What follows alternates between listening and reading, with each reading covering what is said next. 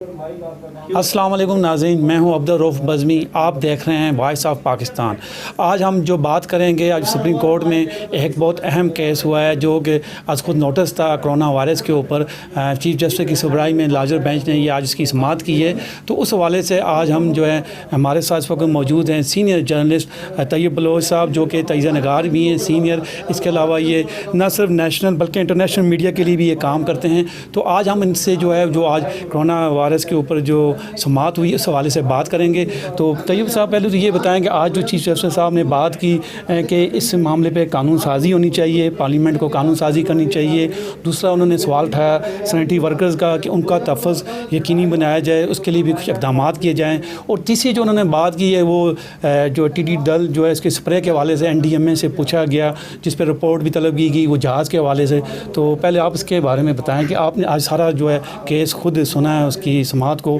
तो इस हवाले से आप क्या कहेंगे? जी, चीफ जस्टिस गुलजार अहमद की सरबराही में सुप्रीम कोर्ट के 4 रुकनी लार्जर बेंच ने कोरोना अज़ नोटिस केस की समाअत की और दौरान समाअत अटारनी जनरल जो है वो पेश हुए और तमाम सूबों की जानिब से और NDMA की जानिब से जो है वो रिपोर्ट्स भी जमा कराई गई थी। और दौरान समाअत अटारनी जनरल का ये कहना था कि जो SOPs हैं हुकूमत उनको यकीनी बना रही है ताकि अवाम जो है वो इन SOPs को जो है फॉलो करें। लेकिन दौरान समाअत चीफ जस्टिस का ये कहना था कि इतना अरसा गुजर गया कोरोना बहरान से निमटते हुए और हमें उससे लड़ते हुए, लेकिन अफसोस की बात यह है कि अभी तक हमें कोई कौमी पॉलिसी या स्ट्रेटजी नज़र नहीं आई कोरोना से निमटने के लिए। और इस सवाल से चीफ जस्टिस ने यह भी कहा कि जब कोरोना से मुतल्लिक पहली समाअत हुई थी तो उसमें ही सुप्रीम कोर्ट ने एक वाज़ेह हुक्म दिया था कि एक कौमी पॉलिसी तश्कील दी जाए ताकि तमाम सूबे जो हैं वो वफाक के साथ मिल बैठें और फिर इस बहरान से निपटा जाए। लेकिन उन्होंने कहा कि इस वाज़ेह सुप्रीम कोर्ट के हुक्म के बावजूद अभी तक जो है वो कोई ऐसी पॉलिसी नहीं बनाई गई। और जस्टिस इजाज़ुल एहसन का भी यही कहना था कि नेशनल पॉलिसी की ना होने की वजह से जो है वो मसाइल जूं के तूं हैं और बल्कि बढ़ते ही जा रहे हैं और अभी तक कोरोना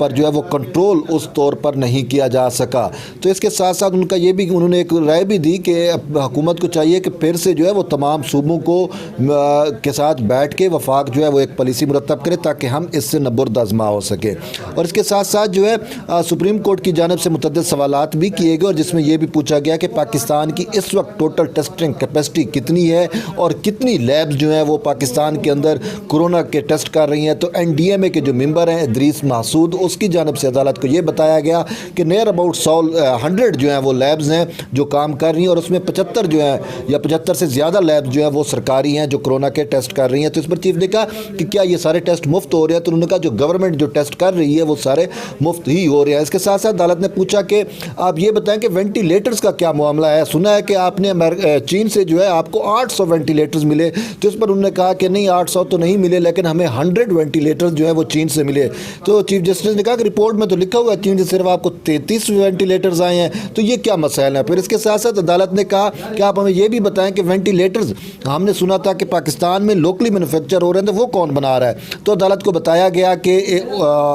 POF वाह और एक डेस्को कंपनी है जो वजारत दिफा की है, तो वो जो है वेंटिलेटर्स और मास्क और N95 मास्क और इस तरह की चीज़ें जो है वो बना रही है। तो इस पर चीफ जस्टिस ने कहा कि क्या इनके अलावा कोई प्राइवेट कंपनीज भी हैं? ये डेस्को तो सुना है कि आज मतलब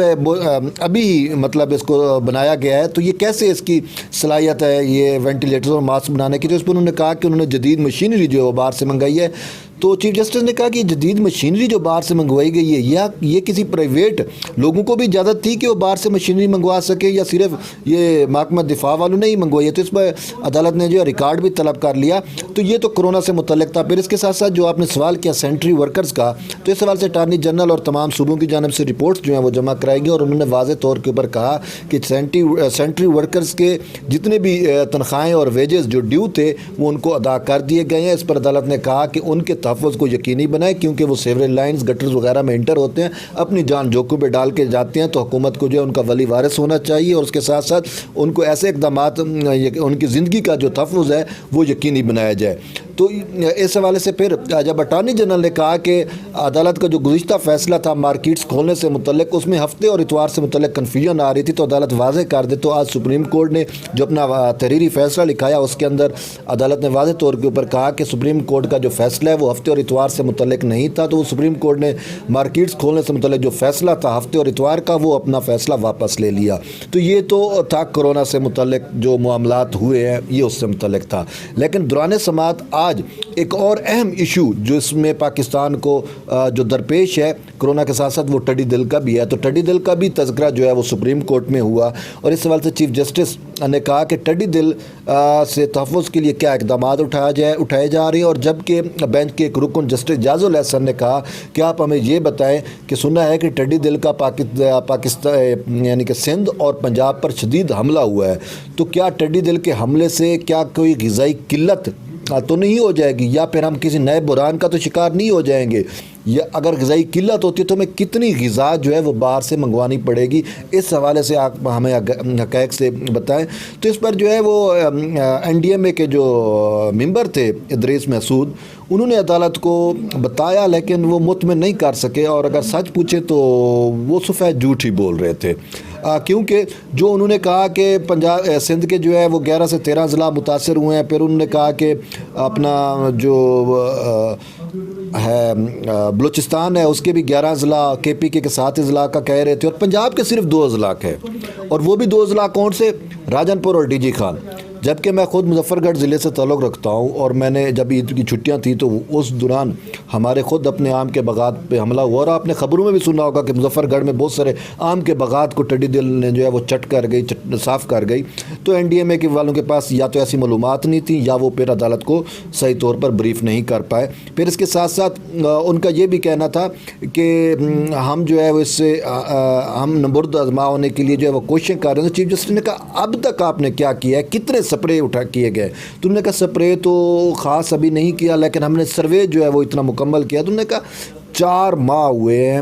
یہ شور پڑا ہوا ہے، اور اس کا جب بریڈنگ پیریڈ تھا وہ سب سے بہترین پیریڈ تھا کہ آپ اس پر سپرے کر کے اس کو مار سکتے تھے، لیکن 4 ماہ میں تو آپ نے ابھی تک کوئی اقدام نہیں اٹھایا۔ تو انہوں نے کہا کہ جی ہم نے بہت ساری جو گراؤنڈ وہیکلز ہیں ان کو ایکٹیو کیا ہوا ہے، سپرے جو ہو رہی ہیں اور یہ ہو رہا ہے وہ ہو رہا ہے، بار انہوں نے بہت ساری کہانیاں سنائی، لیکن پھر بات آ کر جو ہے وہ ایک جگہ پر آ کے پھنس گئے۔ تو اس پر چیف نے کہا کہ آپ یہ بتائیں کہ ہمارے پاس کتنے سپرے کرنے والے جہاز ہیں؟ تو اس پہ انہوں نے کہا کہ ہمارے پاس کچھ 4 جو مخصوص جہاز ہوتے ہیں، بیوری کمپنی تھی میرے خیال میں، یا کچھ اس ٹائپ کا انعام تھا، تو اس نے کہا ہمارے پاس جو ہے وہ 4 جہاز موجود ہیں۔ تو انہوں نے کہا ان 4 جہازوں کو آپ نے تیلی ڈالنی ہے، کیا ان کو آپ نے اڑایا بھی ہے؟ تو انہوں نے کہا نہیں جی وہ ان پاس کیپیسٹی نہیں ہے، اب جہاز تو ٹھیک ہے لیکن ہمارے پاس پیلٹ نہیں ہے۔ انہوں نے کہا اچھا یہ پیلٹ کا بھی آپ فقدان ہو گیا کہ آپ کو وہ ٹیکنیکل بندے جو ان جہازوں کو اڑا سکتے تھے وہ بھی آپ کو نہیں ملے، یہ کیسے ہو گیا؟ پھر انہوں نے کہا جی وہ ہم نے ایک جہاز جو ہے وہ لیز پہ لیا ہے ترکی سے، تو اس کو استعمال کر کے ہم جو ہے وہ سپرے کر رہے ہیں۔ تو انہوں نے کہا ہم نے سنا تھا کہ وہ جہاز آپ نے خریدا ہے، پھر کہیں یہ بھی ہمیں دیکھنے کو ملا وہ جہاز حکومت ترکی نے گفٹ کیا ہے، یہ کیا ماجرا ہے؟ آپ نے واقعی لیز پہ لیا ہے یا یہ خریدا ہے یا گفٹ ملا ہے، یہ کیا وہ ہے؟ تو اس پر عدالت نے اس جو ترکی سے جہاز لیز پہ لیا گیا تھا اس کے بھی جو ڈاکومنٹس اور لیز کی جو وہ ہیں قواعد و ضوابط اور جو چیزیں تھیں وہ بھی عدالت نے طلب کی ہیں۔ اس کے ساتھ ساتھ سپریم کورٹ نے واضح طور کے اوپر کہا ہے کہ حکومت جو ہے وہ مکمل طور پہ ہمیں ناکام نظر آتی ہے کرونا سے متعلق معاملات پر بھی اور ٹڈی دل سے متعلق معاملات پر بھی۔ ابھی تک حکومت کی جانب سے خاطر خواہ انتظامات نہیں اٹھائے گئے کہ ٹڈی دل کی آفت سے یا کرونا کی آفت سے عوام کو اور لوگوں کو جو ہے وہ بچایا جا سکے۔ بلوچ صاحب یہاں پہ ایک بات اور بھی ہے، جب یہ ان سے یہ پوچھ رہے تھے چیف جسٹس صاحب تو انہوں نے کہا جی کہ آپ کو لائسنس کوئی قانون کے تحت کام ہونا چاہیے، آپ کو کوئی لائسنس دے دیے گیا کہ آپ اپنی مرضی کریں، ایسا نہیں چلے گا، اور جو کام یہ وہ قانون کے تحت ہوگا، اس طرح کے انہوں نے ریمارکس دیے۔ اس حوالے سے آپ کیا؟ جی وہ ریمارکس یہ تھے کہ جب بھی عدالت ان سے سوال کرتی ایون کہ کرونا سے متعلق بھی یا ٹڈی دل سے متعلق بھی جب سوالات ہوتے تو وہ کہتے جی یہ تو کرونا سے متعلق جب کچھ ایسا سوال ہو تو کہتے جی وزارت صحت والے بتا سکتے ہیں، جب ٹڈی دل سے متعلق سوال آتا تو کہتے یہ تو وزارت غذائی تحفظ یا پھر وہ پلانٹ پروٹیکشن والا جو ادارہ ہے وہ آپ کو جواب دے سکتے۔ تو انہوں نے کہا کہ اگر انہی اداروں نے ہی جوابات دینے اور انہی اداروں نے کچھ کرنا ہے تو پھر آپ کیا ہیں؟ آپ کیوں پھر ان معاملات میں گھسے ہیں؟ پھر ان اداروں کو کام کرنے دیں. کیا پھر آپ کو لائسنس مل گیا ہے کہ آپ جو مرضی ہے کرتے رہیں اور کسی کو اتنی مجال بھی نہ ہو کہ وہ آپ سے کوسچن کر سکے کہ آپ کر کیا رہے ہیں؟ تو اسی بنا پر عدالت نے ان سے وہ ڈاکومنٹس بھی طلب کیے ہیں، کیونکہ جو میں نے پہلے بھی بتایا، جو وزیر اپنا ممبر تھے اس کے NDMA کے، وہ تو یا تو سفید جھوٹ بول رہے تھے، یا پھر یہ ہے کہ وہ خود بریف نہیں تھے، ان کو نہیں پتہ تھا یہ معاملات کیا ہے. تو اس وجہ سے وہ عدالت کو مطمئن نہیں کر پائے، جس وجہ سے سپریم کورٹ نے کہا کہ آپ کو لائسنس مل گیا، کہ آپ کے پاس پورے ملک کا ٹھیکہ آ گیا، کہ آپ جو مرضی کرتے رہیں اور کوئی آپ سے پوچھنے والا نہیں. حتیٰ کہ آپ سے تو کام تو ہوتا نہیں، آپ سے کام نہیں ہوتا اور آپ پھر دوسرے اداروں کو بھی تو کام کرنے دیں. نہ آپ خود کام کرتے ہیں، نہ دوسرے اداروں کو آپ کام کرنے دے رہے ہیں. تو یہ اس سوال سے ان کی جو کھنچائی ہوئی ہے، وہ دراصل بات یہ تھی کہ وہ عدالت کو مطمئن نہیں کر پائے، یا تو وہ سچ نہیں بول سکے عدالت کے سامنے، ان میں جرأت نہیں تھی، یا پھر یہ ہے کہ وہ جھوٹ بول رہے تھے، جس کی وجہ سے وہ پکڑے بھی گئے اور ان کو ذلت کا سامنا بھی کرنا پڑا. جی بالکل، جیسا کہ آپ نے سنا بلوچ صاحب کی بات کہ جو سپریم کورٹ کا جو سماعت تھی آج خود نوٹس تھا کرونا وائرس کے اوپر. اس کے علاوہ بلوچ صاحب آج ایک اور کیس کی بھی سماعت ہونی تھی، قاضی جسٹس فائزہ ریفرنس کیس کی، لیکن وہ ایک جج کی وہ کہہ رہے ہیں کہ ان کو ابھی ٹیسٹ ہو رہے ہیں ان کے کرونا کیس، وہ اس وجہ سے وہ ان کو انہوں نے ملتوی کر دیا 11 جون کے حوالے سے. تو اس کے حوالے سے آپ کیا کہیں گے؟ جی، آج جو سماعت ہونی تھی وہ جسٹس قاضی فیض عیسیٰ کے خلاف جو صدارتی ریفرنس ہے، اس سے متعلق جو درخواستیں سپریم کورٹ میں زیر سماعت ہے، اس پر ہی آج سماعت ہونی تھی. کیونکہ گزشتہ جو ہفتہ تھا وہ کیس کی سماعت آج پیر کے لیے ملتوی کی گئی تھی. تو آج جب 11:30 بجے وقت ہوتا ہے، تو جب 11:30 ہوئے تو ہم کورٹ میں گئے تو ہم نے دیکھا کہ جج جو ہے وہ نہیں ہے. ہم نے کہا شاید 5 منٹ 10 منٹ بعد لیٹ میں آ جائیں گے. پھر آدھا گھنٹہ گزرا، پھر گھنٹہ گزرا. تو پھر کچھ دیر بعد جو ہے وہ ایک عدالتی عملہ کا ایک بندہ جو ہے وہ آیا اور اس نے عدالت کو مطلب کورٹ روم میں یہ اعلان کیا کہ کیس کی سماعت جو ہے وہ شاید 11 جون کے لیے میرے خیال میں ملتوی کی گئی ہے. وہ اس نے کہا، اور پھر اس کا یہ بھی کہنا تھا کہ ہمارے ایک ساتھی جج جو سپریم کورٹ کا 10 رکنی لارجر بینچ تھا، جو قاضی فیض عیسیٰ کا جو سماعت کر رہا تھا، تو اس بینچ کے ایک جج جو ہے ان کو کرونا وائرس کا خدشہ ہے، اور اس سوال سے ان کے ٹیسٹ کرائے گئے ہیں، اور 48 گھنٹے بعد ان کا دوسرا بھی ٹیسٹ ہونا تو پھر کنفرم ہوگا. تاہم اس وجہ سے جو ہے وہ بینچ نہیں آ سکا اور سماعت نہیں ہو سکی. کیونکہ میں آپ بتاتا چلوں کہ یہ ایک لارجر بینچ تھا، اور اس میں اگر ایک بھی جج شارٹ ہو جائے تو پھر سماعت جو ہے وہ نہیں ہوتی جب تک یہ پورے 10 کے 10 جج مکمل نہیں ہوں گے. باقی کیسز کے اندر ہو سک جاتا ہے کہ آپ بینچ بھی تبدیل کر لیتے ہیں. جیسے یہ چیف جسٹس والا بینچ تھا، 5 رکنی تھا، اور اس میں 2 مشیر عالم اور وہ ایک اور جج تھے، وہ بھی نہیں تھے، تو ان کی جگہ الٹرنیٹ جج مظاہر نقوی اور اعجاز الحسن کو شامل کیا گیا، اور پھر 5 کی بجائے یہ 4 رکنی جج یعنی بن گیا، یعنی کہ جسٹس عمر عطا بندیال بھی نہیں تھے، تو یہ 4 رکنی جو ہے وہ بن گیا. تو وہ دوسرے کیسز میں تو ہو سکتا ہے، لیکن جب لارجر بینچ اور 10 رکنی بینچ ہو تو اس میں اگر ایک بھی جج جو ہے وہ یا تو کرونا کا اگر اس کا مسئلہ ہے یا کچھ اور بھی ریزن ہو سکتی ہے وہ نہیں آتا، تو پھر سماعت جو ہے وہ اسی وجہ سے ملتوی کرنی پڑتی ہے. جس آج بھی سماعت اسی وجہ سے ملتوی کی. اور شاید یہ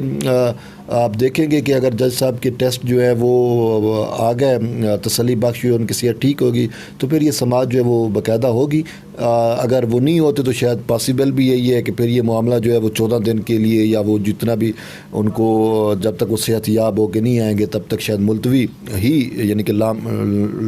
کافی وقت کے لیے، لمبے وقت کے لیے اس کو ملتوی ہونا پڑے قاضی فیض عیسیٰ کے معاملے کو. لیکن یہ معاملہ بہت اہم تھا اور ہے، کیونکہ پوری پاکستان اور لوگوں کی نظریں جو ہیں وہ جسٹس قاضی فیض عیسیٰ کے معاملے پر لگی ہوئی ہیں. لیکن ہمارے ایک یعنی سپریم کورٹ کے ایک جج کہ کرونا کے ایشو کے اوپر یہ اس کی آج سماعت جو ہے وہ نہیں ہو سکی. اور 11 جون کو ہم دیکھیں گے، اور ہماری دعا ہے کہ اللہ تعالیٰ جو ہے ان جج کو صحت یاب کرے اور ان کو اس کرونا سے جو ہے وہ بچائے، تاکہ وہ آئے اور اس کیس کی باقاعدہ سماعت کر سکیں. جی بہت شکریہ بلوچ صاحب. جیسا کہ ناظرین آپ نے دیکھا اور سنا کہ بلوچ صاحب نے جو ہے تفصیلی طور پہ جو کرونا کا خود نوٹس کیس کی سماعت تھی اس کا حال انہوں نے بیان کیا. پھر اس کے ساتھ ہی جو جسٹس قاضی فائز صاحب کے جو صدارتی ریفرنس کیس کے حوالے سے جو آج سماعت نہ ہو سکی، اس کے حوالے سے بھی انہوں نے تفصیلی آپ کو بریف کیا. تو اس کے ساتھ ہی مجھے اجازت دیں، انشاءاللہ آئندہ پروگرام میں آپ سے پھر ملاقات ہوگی. اللہ حافظ.